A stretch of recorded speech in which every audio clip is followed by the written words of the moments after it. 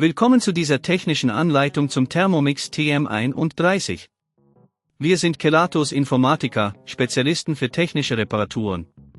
Wir holen dein Gerät direkt bei dir zu Hause ab, führen eine kostenlose Diagnose durch und schicken dir einen Kostenvoranschlag, bevor wir reparieren. Keine Anrufe, keine Fahrten. Wir befinden uns in der Calle Joaquín María López 26, Madrid. Bequem, transparent und professionell. Link in der Beschreibung. Wenn dein Thermomix TM31 komische Geräusche macht, kann das auf verschiedene Probleme hinweisen. Oftmals sind es defekte Lager oder lose Teile, die für die Geräusche verantwortlich sind. Wenn du diese Probleme nicht zeitnah behebst, kann es zu schwerwiegenderen Schäden kommen, die eine teurere Reparatur nach sich ziehen. Für diese Reparatur benötigst du einen Kreuzschlitzschraubendreher, eine Zange, eventuell einen flachen Schraubendreher und eine neue Lagereinheit, falls nötig. Achte darauf, dass du alle Werkzeuge griffbereit hast, bevor du beginnst. Zuerst öffnest du den Thermomix TM31, indem du die Schrauben an der Unterseite mit dem Kreuzschlitzschraubendreher entfernst.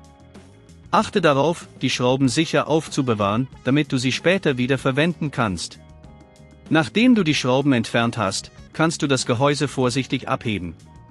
Beim Öffnen achte darauf, dass du nicht zu viel Kraft anwendest, um das Gehäuse nicht zu beschädigen. Nun lokalisierst du die defekten Komponenten. Oft sind die Lager, die sich direkt unter dem Messer befinden, die Ursache für die Geräusche. Um die Lager auszutauschen, musst du das Messer vorsichtig herausnehmen, indem du die Sicherung löst.